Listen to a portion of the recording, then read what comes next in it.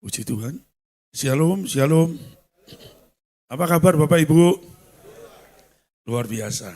Ya, saya lihat wajah saudara bersuka cita. Ya, wajah-wajah tanpa persoalan.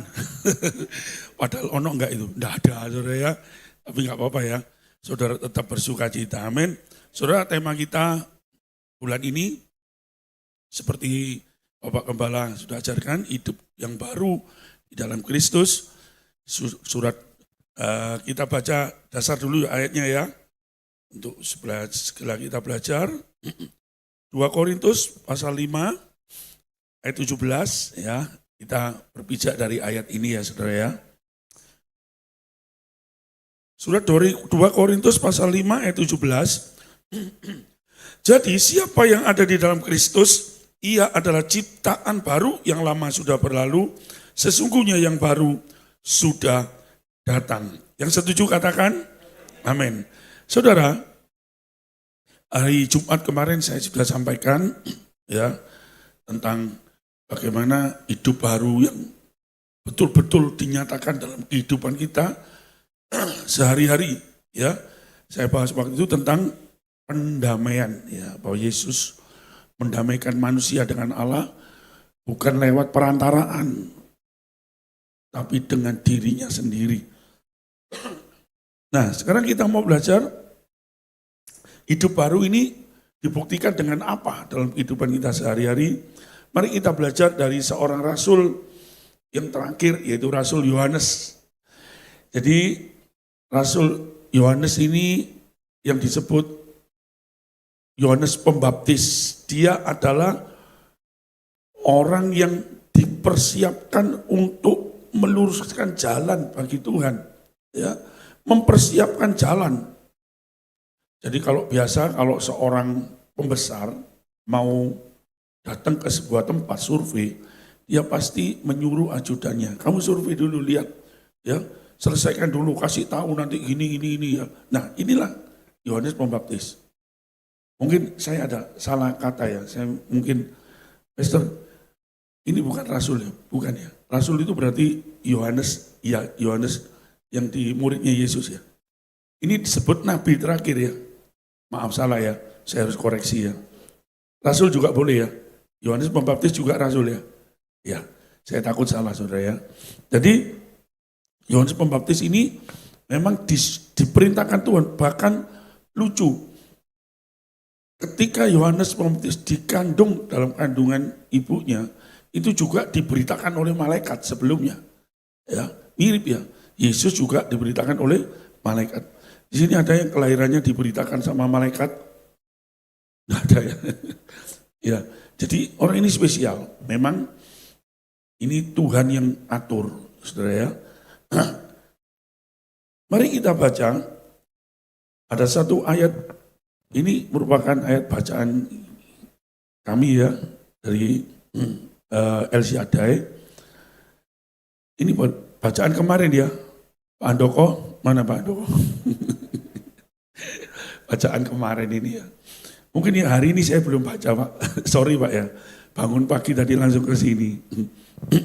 Nanti nyusul. Ini bacaan kita kemarin. Saudara, ada satu ayat yang luar biasa yang kita mau pelajari sehubungan dengan bagaimana bukti bahwa kita ini hidup baru di dalam Tuhan.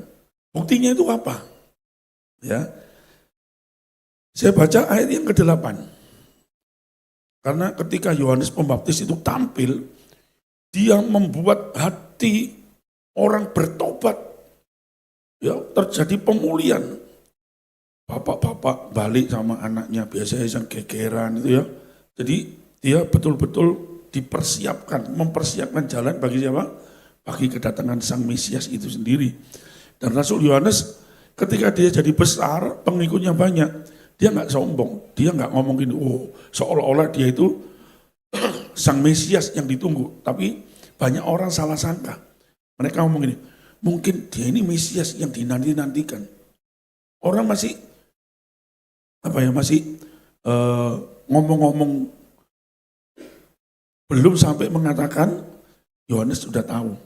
Maka dia ngomong, sorry, aku bukan dia, tetapi aku ini hanya utusan.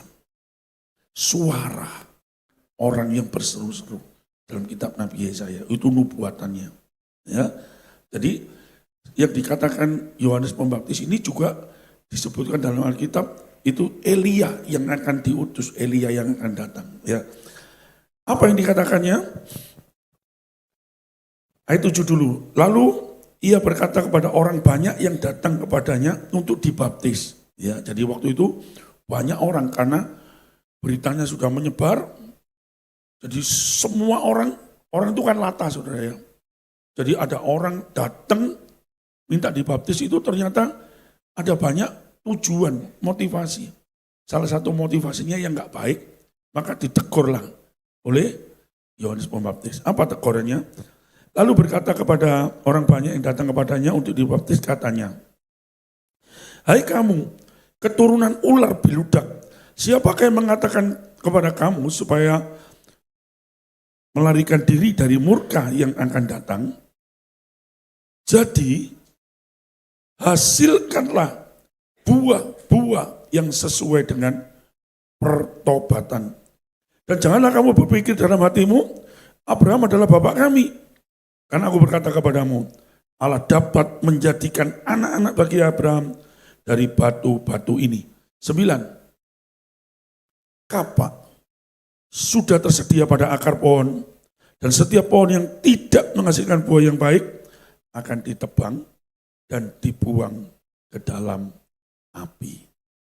Saudara, sejak dari awal, Yohanes Pembaptis ini memang dia spesialis. Jadi dia memberitakan tentang sebuah berita, yaitu pertobatan. Saudara, pertobatan itu akan menghasilkan yang namanya buah, yaitu hasil. Ya, saudara, tentunya kalau orang menanam sesuatu, misalkan buah-buahan, pasti dia akan nunggu apa saudara? Daunnya, buahnya. Ditunggu buahnya. Demikian juga kalau saudara dan saya hari ini, engkau adalah ciptaan yang baru di dalam Tuhan. Yang lama sudah berlalu, yang baru sudah datang. Saat ini kita akan bicara tentang Rasul Yohanes ini dengan satu tujuan. Kan ini tuntutannya, tandanya apa? Berbuah ya. Bapak Ibu Saudara, dalam ilmu pertanian, kalau saya amati, pohon buah apapun, ketika dia masih disemai, dia akan dibuat subur dulu. Betul ya? Pertumbuhan batangnya sehat, pertumbuhan daunnya, cabang-cabangnya sehat semua, terus dibiarkan daunnya banyak. Saya pernah nyangkok pohon mangga, punyanya mertua saya. Mangga gadung gede-gede itu, besar-besar. Saya tertarik, saya cangkok, berhasil. Saya tanam di rumah saya. Begitu semi daunnya, wah seneng saya. Lalu kan karena nanamnya di dalam rumah, saya ngawur. Itu begitu dia masih mulai bertumbuh daun-daunnya, saya potongi saudara. Saya potongi pendek supaya maksud saya enggak tinggi-tinggi. Apa akibatnya saudara? Mati. Menyesal saya. Ya maklum. Seharusnya dibiarkan dulu daunnya sampai lebat, ya sampai besar. Lalu itu ada hitungannya. Kalau buah ini mangga ditanam begitu dari cangkokan, ini biasanya kalau buah mangga itu musim buahnya bulan berapa? Itu ada tahu. Oh dia musim berbunga biasanya pertama bulan 4 dia berbunga, itu masih kecil dulu sedikit, tapi paling lebat itu bulan 6, bulan 7, bulan 8 itu berbuah biasanya. Ya. Jadi sama. Oh ini dibiarkan berbuah berdaun dulu, setelah dia berdaun banyak, persiapan mau berbuah. Apa yang dilakukan? Dipotonglah cabang-cabang yang tidak diperlukan. Tidak boleh terlalu banyak. Saudara, kita ini hidup baru di dalam Kristus, kita dituntut berbuah. Maka jangan heran, ada banyak hal-hal yang dikerat di dalam kehidupan kita. Bayangkan saudara, dipotong. Tidak peduli buah anggur, itu apa kalau dia sudah cabangnya terlalu banyak, sama pemiliknya digunting. Kalau pohon anggur ini bisa ngomong, loh aku ini belani soro-soro sampai berkembang kok gini, terus daunnya wake. Sekarang dipotong satu, sakit. Yang tadinya bagus, banyak daunnya sekarang potongi. Karena apa? Persiapan untuk Jadi jangan heran, kalau saudara hidup baru di dalam Tuhan, maka kita harus punya pemikiran seperti pohon yang dipersiapkan untuk berbuah, rela dipotong. Karena ini buah, rela dipotong, ini ada kaitannya dengan yang namanya pertobatan. Saudara, apalagi kalau pohon itu sudah berbuah, maka ranting bekas buah itu, dia jadi ranting yang lama. Untuk keluar baru lagi, itu sangat sulit. Sedangkan yang bibit unggul, itu harus tunas yang baru. Nanti menghasilkan buah yang lebih spesial.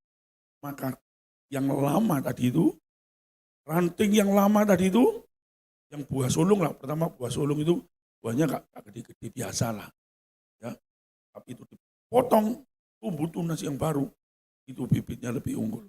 Saya pernah tanam pohon jambu, ya jambu Thailand, jambu biji, ya. Itu besarnya ketika dia berbuah pertama kecil, ketika di pertengahan setelah dipupuk, satu buah beratnya 1/4 kilo. Jadi menunjukkan apa saudara? Hasil yang memuaskan. Demikian juga dalam hidup saudara. Hari-hari ini, untuk sebuah proses berbuah, relakah kita dipotong. Firman Tuhan dikatakan, sebab aku ingin mengasihi engkau. Kasih itu mengandung sebuah didikan. Siapa ku kasih, kata kita Wahyu, iya ku tegur dan ku ajar. Sebab itu relakan, ayo sama, relakan dirimu dan bertobatlah.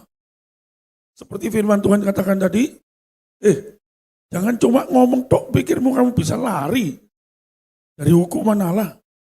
Sedangkan kamu itu jahat, kamu mau berlindung dari sebuah baptisan.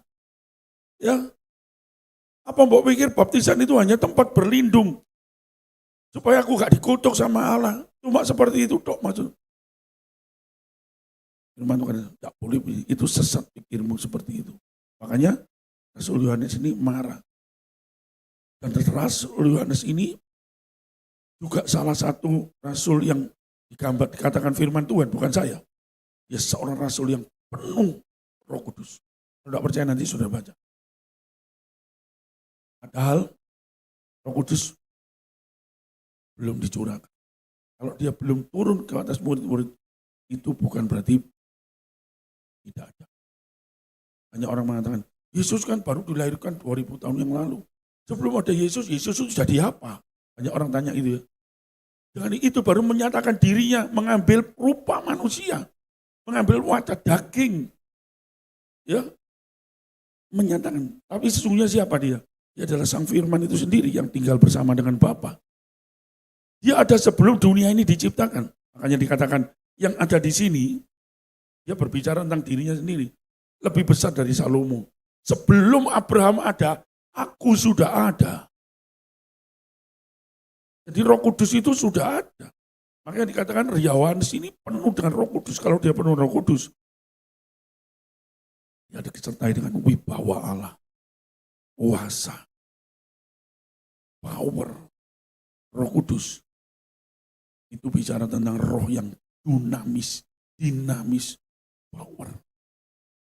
Ya, kuasa Allah. Nah, jangan heran, dia berani. Itu yang datang padahal siapa, saudara? Banyak orang-orang yang motivasinya yang salah ya. Katakan tadi, bisa jadi para imam, arisi, mereka melok-melokan. Pikir dengan caranya dibaptis ini, dia bebas dari hukuman. Enggak. Bagaimana?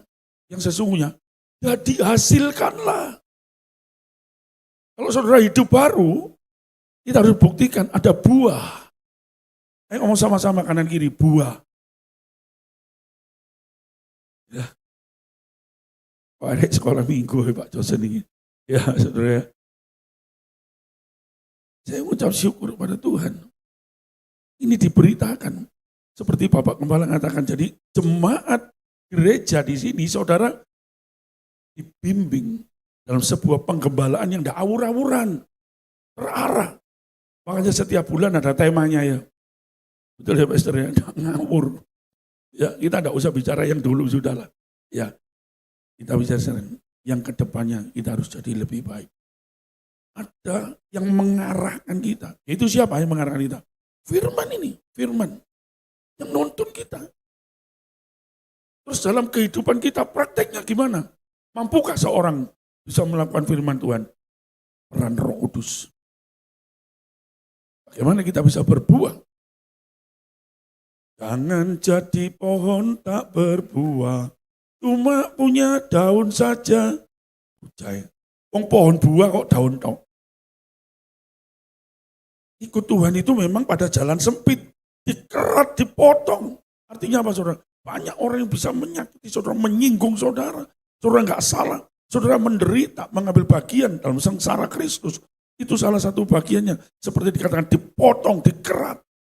Apa kesombongan kita, keakuan kita, dengan cara macam-macam. Kalau kita sendiri yang tidak mau berubah, maka Tuhan akan memaksa dengan caranya Tuhan. Makanya jangan buat Tuhan terpaksa. Lebih baik kita dengan sadar, salah, ya uslah, bertobat. Setuju katakan amin. Jadi pertobatan itu ada buahnya Bu. Jadi ada buah pertobatan. Aku tobat itu.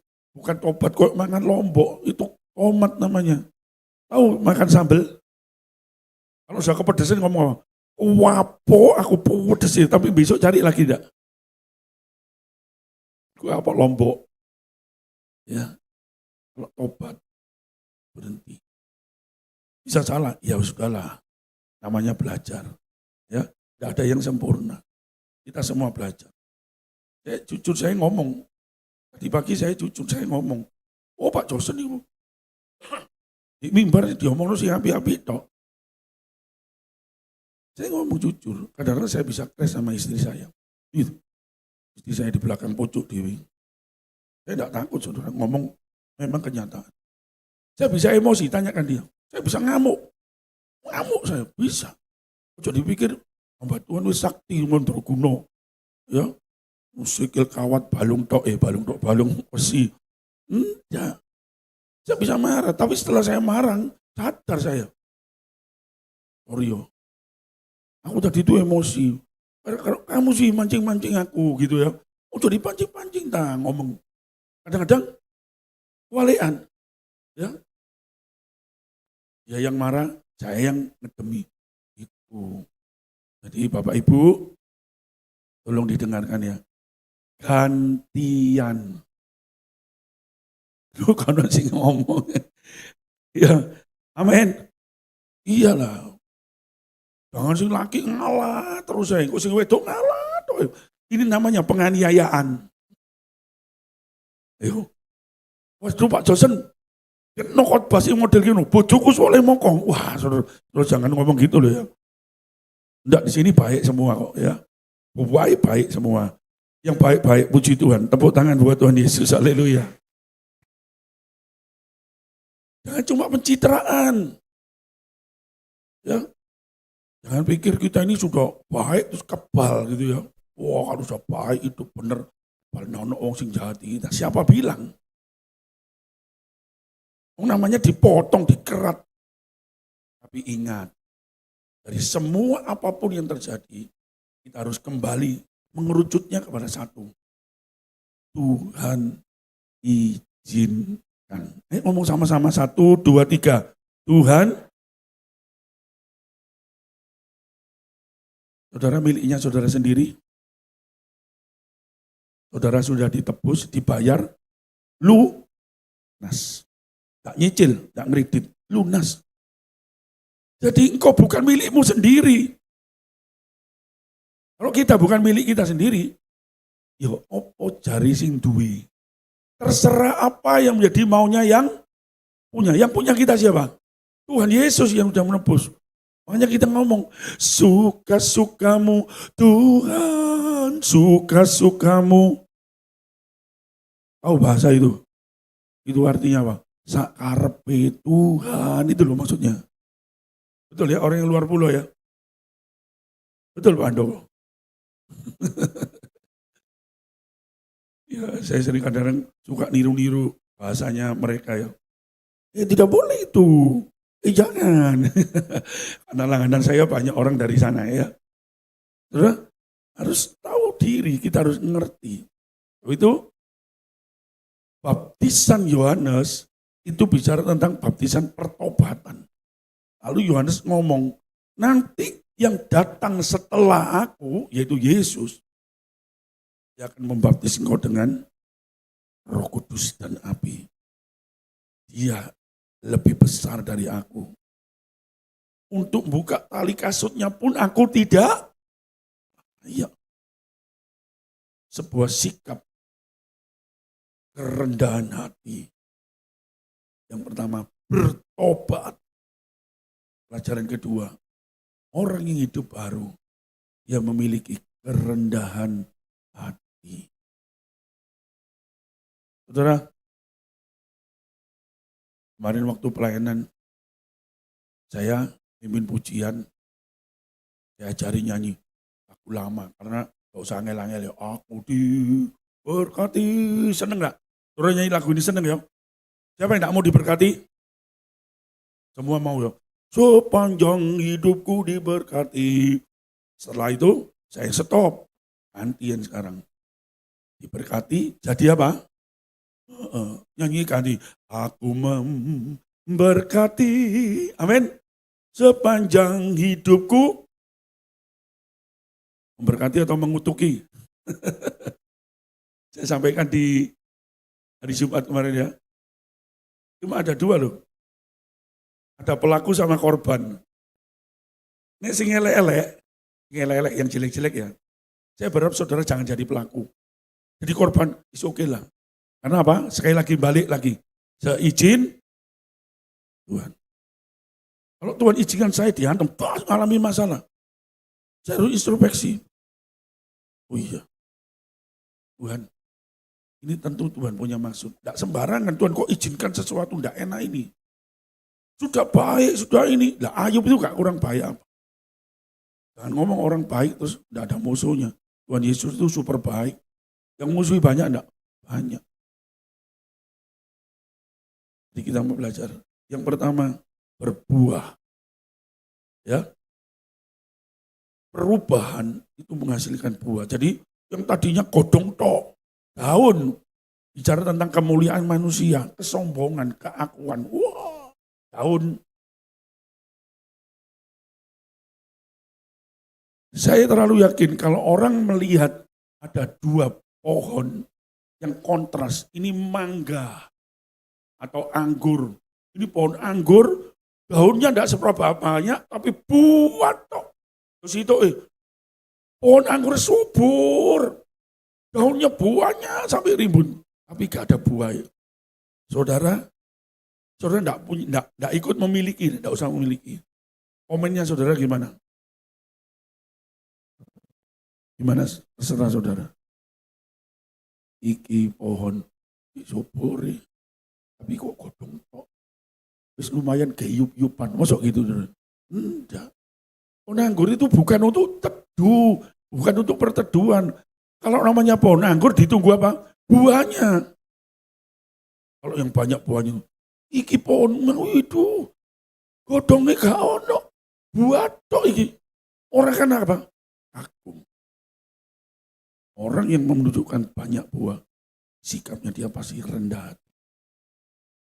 Ilmu padi semakin berisi, semakin apa? Suka gini tuh berarti isi dia potong. Tong kosong nyaring, gak percaya nanti kalau punya tong kosong, tutup lah, tuang, coba di sini banyu ditutup, ada suaranya. Itu memang betul. Ya, saya berharap kita tidak jadi tong kosong yang nyari bunyinya, tapi kita mau jadi orang yang berisi, dewasa penuh. Katakan jangan, 2 Korintus jangan menilai manusia menurut ukuran manusia lagi. Nanti bisa keliru. Karena manusia itu suka curi. Ya. Makanya jangan suka mencurigai. Ya. Buat apa gai kok dicuri? Ngerti saudara? Halo? Jangan suka mencurigai. Kan gai kok dicuri buat apa? Saudara bingung toh? Iya. Apalagi orang suka marah, ngamuan. Kalau mangkal sama orang, muka dibuang-buang. Muka satu dibuang-buang. Jangan. Ya mana yang dirawat ya Pak, Bu. Dirawat. Jangan dibuang-buang. Karena marah. Bantaran. Kayak balik mateng saudara. Singapura. Jangan. Kalau saudara dibuang mukanya, saudara akan kehilangan muka. Soalnya muka itu cuma satu, enggak punya serep. Orang kehilangan muka, akibatnya apa? Cari. Hilang soalnya. Cari apa? Saudara yang ngomong. Ya, makanya jangan dibuang Pak, Bu. Artinya apa? Sabar. Halo? Angel sabar? Angel enggak? Sulit enggak? Sulit. Tapi bukan berarti sulit enggak harus dilakukan. Jangan pakai alasan sulit terus enggak dilakukan. Jangan. Kan pengikut Kristus. Kristen itu pengikut Yesus, sabar enggak? Saudara enggak sabar? Murid Yesus apa murid setan? Jawaban dewek. Yesus itu orangnya suka belas kasihan. Didik, maka tergeraklah hatinya oleh belas kasihan. Itu bolak-balik itu tulis. Sering itu ditulis. Betul nggak? Kalau saudara sering baca Alkitab, perkataan itu tidak asing lagi. Maka tergeraklah hatinya oleh belas kasihan.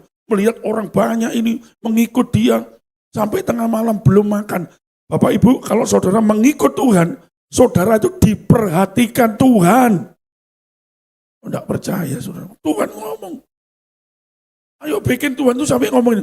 Usak noni re, Pak Andri kira, usak noni Pak Andoko, Pak Yamin kio, ngiring aku setia. Usak nore Pak Wawe, Pak Jun, semua. Ya. Semua saudara ini, usak no itu belas kasihan. Kalau Tuhan sudah ngomong belas kasihan, murid-murid ngomong, mau beli di mana Tuhan? Tidak ada. Tidak mungkin ngasih orang sebanyak ini. Apa yang ada padamu? Tuhan selalu bekerja dengan cara ini. Apa yang ada padamu? Maka itu sebaiknya jangan sampai apa yang ada padamu. Terus ngomong, tidak ada apa-apa, mateng saudara. Nek mateng ya dimplok Pak Josan. Bukan itu. Ya, sebab firman Tuhan itu ngomong ini. Sebab barang siapa yang tidak punya, yang dia punya diambil. Tetapi yang orang punya ditambahkan. Itu hukumnya Kristus. Jadi jangan sampai saudara ikut Tuhan, iso apa? Gak iso apa-apa, mateng saudara. Kamu bisa apa nak? Gak bisa apa-apa. Tidak ada yang berkata seperti itu. Semua kita ini adalah anak-anak Tuhan. Tuhan tidak pernah membedakan saudara. Ya, ya tidak pernah membedakan saudara, posisi saudara. Manusia membedakan enggak? Membedakan. Kalau lihat orang, kita delok sih, kasih apa ini? Pasti gak bermerek. Keliru. Ini ada ngomong, pasti gak bermerek, salah. Ono mereknya Pak, mereknya sepatu itu ono mereknya. Sepatu gak bermerek. Padahal ono mereknya, sepatu Bata. Ono mereknya enggak itu? Berarti bermerek enggak? Nek, enggak usah. Ya, enggak usah. Jadi yang pertama, tunjukkan buah. Yang pertama, kalau roh hidup baru, pertobatan. Yang kedua, kerendahan hati. Ya, belajar dari Yohanes, dia sudah ngajar, dia persiapkan jalan itu. Sehingga banyak orang menyerahkan dirinya untuk dibaptis, bertobat. Ingat, ketika saudara percaya kepada Yesus, dibaptis, engkau lahir baru. Siapa yang dalam Kristus ciptaan yang baru, itu artinya dibaptis itu bicara tentang sunat rohani. Ada perjanjian. Kalau perjanjian sunat ini antara Abraham dengan bangsa Israel, itu sunat fisik. Tapi kita nyambungnya, kita ini kan dari bangsa lain, bukan bangsa Yahudi. Ya, saudara tidak diharuskan sunat memang. Tapi sunat yang sesungguhnya dikatakan sunat hati lewat baptisan. Jadi pengharapan akan hidup yang baru, itulah tindakannya iman. Kalau imannya sudah benar, maka yang melakukannya, prakteknya, karena ini dasar. Iman itu adalah, dasarnya benar, di atasnya benar. Tapi dasarnya sudah salah, ya wis salah kabeh berarti. Makanya gereja kita tidak ingin seperti itu, makanya diatur, diberikan strategi, diberikan hikmat, Bapak Gembala dikasih hikmat, ngatur gimana caranya supaya struktur ini berjalan semua. Jadi tidak satu monoton, cuma satu sisi yang bergerak tapi yang lain enggak. Tapi berusaha, semua bidang kita bergerak. Ayo kita ikuti gerakan ini, amin. Mau bergerak untuk Tuhan, maju terus, semakin dewasa, tujuannya siap menyambut mempelai laki-laki. Ya, kapanpun Yesus datang, siap. Tidak sampai Yesus datang, mempelai laki-lakinya datang, mempelai perempuannya sih gaya daster sih, bengu, belum mandi, belum berias. Alat ditinggal. Jangan jadi wanita 5 gadis yang bodoh. Yuk kita hidup penuh dengan Roh Kudus. Mau berbuah. Dengan bukti kita ada buah pertobatan. Miliki kerendahan hati. Izinkan apapun, terima. Ketika dikerat, dipotong. Kita dibersihkan. Dipotong itu dari semua hal-hal yang tidak baik. Mungkin ada serangga-serangga dosa. Ada serangga-serangga, ulat-ulat yang gerogoti. Itu dipotong. Memang sakit. Relakan dirimu dan bertobatlah. Tuhan Yesus memberkati. Amin. Tepuk tangan buat Tuhan Yesus. Haleluya.